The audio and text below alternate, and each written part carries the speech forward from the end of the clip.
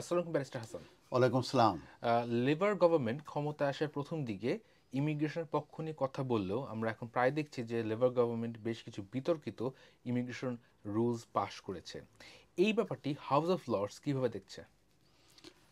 আমরা জানি যে 1st of July 2025-এ changes to the immigration rule সেটি পাবলিশড হয় এবং এটা করার কারণ হচ্ছে যে 12th of May 2025-এ ইমিগ্রেশন হোয়াইট পেপার পাবলিশড হয় এবং সেখানে ইমিগ্রেশন লয়ের উপরে চেঞ্জের ব্যাপারে প্রপোজাল দেওয়া হয়। সেই প্রপোজালগুলো মেনলি 8টি ছিল এবং সেই প্রপোজালের ইমপ্লিকেশনের ধারাবাহিকতায় দেখা গেছে যে 22nd of July থেকে একটি একটি সিরিজ কিংবা কিছু পরিবর্তন ইমপ্লিকেশন অলরেডি হয়ে গেছে। তো এই পরিবর্তন হওয়ার পরে বিভিন্নভাবে বিষয়টি আলোচনার সমালোচনার মুখোমুখি হয়েছে এবং এটার পরিপ্রেক্ষিতে এমপ্লয়ার্স কিংবা যারা স্কিল ওয়ার্কার এসেছে তারা বিভিন্নভাবে অ্যাফেক্টেড হয়েছে।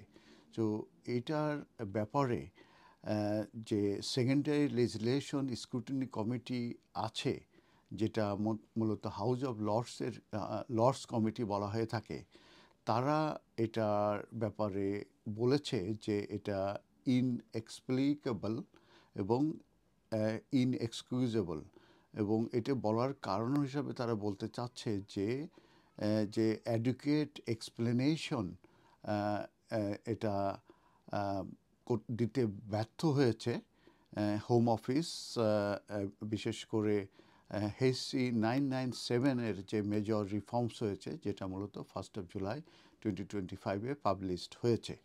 তো একটি রিপোর্ট লাস্ট উইকে পাবলিশড হয়েছে এবং সেটা হাউস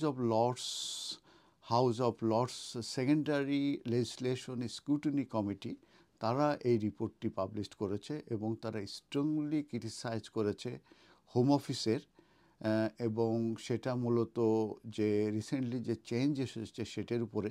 এবং তারা বলতে চাচ্ছে যে এই যে অ্যাডুকেট যে ইনফরমেশন এটা দিতে তারা ব্যর্থ হয়েছে এবং এই বিশেষ করে তারা যে সুইপিংলি যে রিফর্মস করেছে টু দ্য ইমিগ্রেশন সিস্টেম, সেটার সাপোর্টে তারা কোনো অ্যাডুকেট ইনফরমেশন তারা দিতে ব্যর্থ হয়েছে এবং যেটা মূলত সেই যে ইমিগ্রেশন হোয়াইট পেপার সেটাকে তারা ইমপ্লিকেশন করেছে এই recently on 1st of July 2025-এ, যেটা ইফেক্টিভ হয়েছে 22nd of July 2025-এ। তো এই স্টেটমেন্ট অফ চেঞ্জ যেটা সম্পর্কে আমি একটু বলি, সেটা হচ্ছে স্কিল থ্রেশহোল্ড সেটা লেভেল 6 করা হয়েছে, স্যালারি থ্রেশহোল্ড বাড়ানো হয়েছে এবং যে সোশ্যাল কেয়ার সেক্টর এটা রিমুভ করা হয়েছে from the list of eligible occupation থেকে এবং ইন্ট্রোডিউস করা হচ্ছে নিউ টেম্পোরারি শর্টেজ লিস্ট এবং এই চেঞ্জের পরিপ্রেক্ষিতে 180 অকুপেশনস রিমুভ হয়ে গেছে from the list of those of eligible to the sponsor overseas ওয়ার্কারদের জন্য। এছাড়াও আফগানদের জন্যে যে একটি একটি একটা রুলস ছিল আফগানদের জন্যে, যেটি মূলত স্কিম ছিল, সেই আফগানদের স্কিম যেটা মূলত আফগানরা যে এই আফগানিস্তানে যে অপারেশন হয়েছিল সেখানে ব্রিটিশদেরকে সাপোর্ট করেছিল যারা যে আফগানিস, তাদের জন্য একটা স্কিম ছিল, সেটাও কিন্তু হঠাৎ করে বন্ধ করে দেয়া হয়েছে। তো সেকেন্ডারি লেজিসলেশন স্ক্রুটিনি কমিটি তারা মেরিটের উপরে কোনো রকমের কমেন্ট করে নাই কিংবা ভিউ এক্সপ্রেস করে নাই, কিন্তু হোম অফিসে তারা ক্রিটিসাইজ করেছে এবং তারা বলেছে যে হোম অফিস ফেলিওর হয়েছে to carry out A consultation in advance of the changes. এই চেঞ্জেসের উপরে তারা কোনো কনসালটেশন করতে ব্যর্থ হয়েছে এবং তারা ফেলিওর হয়েছে টু তারা প্রডিউস করতে ফেলিওর হয়েছে, ব্যর্থ হয়েছে যে ইম্প্যাক্ট অ্যাসেসমেন্ট হবে to accompany the skill worker. এই স্কিল ওয়ার্কার উপরে যে চেঞ্জ হবে সেটার পরিপ্রেক্ষিতে যে ইম্প্যাক্ট যে একটি অ্যাসেসমেন্ট, সেই অ্যাসেসমেন্ট তারা করে নাই এবং সেটা করতে তারা ব্যর্থ হয়েছে। এটি কিন্তু এই যে সেকেন্ডারি লেজিসলেশন স্ক্রুটিনি কমিটি, যেটা লর্ডস কমিটি বলা হয়ে থাকে, তারা কিন্তু এটার সিরিয়াসলি সমালোচনা করেছে।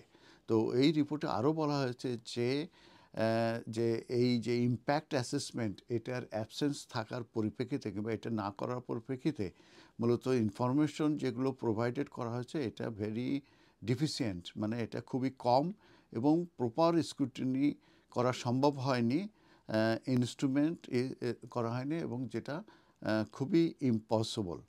তো এটার ব্যাপারে আমি যেটা বলছি যে, এবং স্কিল ওয়ার্কার ভিসা যেটা এক্সপেক্ট করা হচ্ছে যে 40% এটা গ্রান্ট ড্রপ হয়ে যাবে এবং বিশেষ করে কেয়ার সেক্টরে এটা সিরিয়াসলি ইম্প্যাক্ট করবে।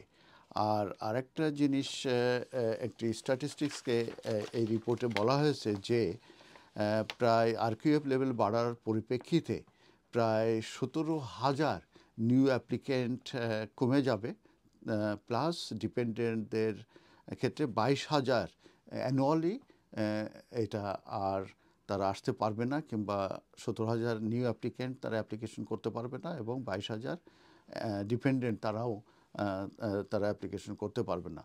এবং এই যে কেয়ার ভিসা এটা রিমুভ করার পরিপ্রেক্ষিতে 70,000 অ্যাপ্লিকেন্টস সেগুলো রিডিউস হয়ে যাবে এবং অলটুগেদার ওভারঅল রিডাকশন যেটা হবে সেটা 40% ইন স্কিল ওয়ার্কার ভিসা, যেটা আর গ্রান্ট হওয়া থেকে এটা 40% ড্রপ হয়ে যাবে। ধন্যবাদ।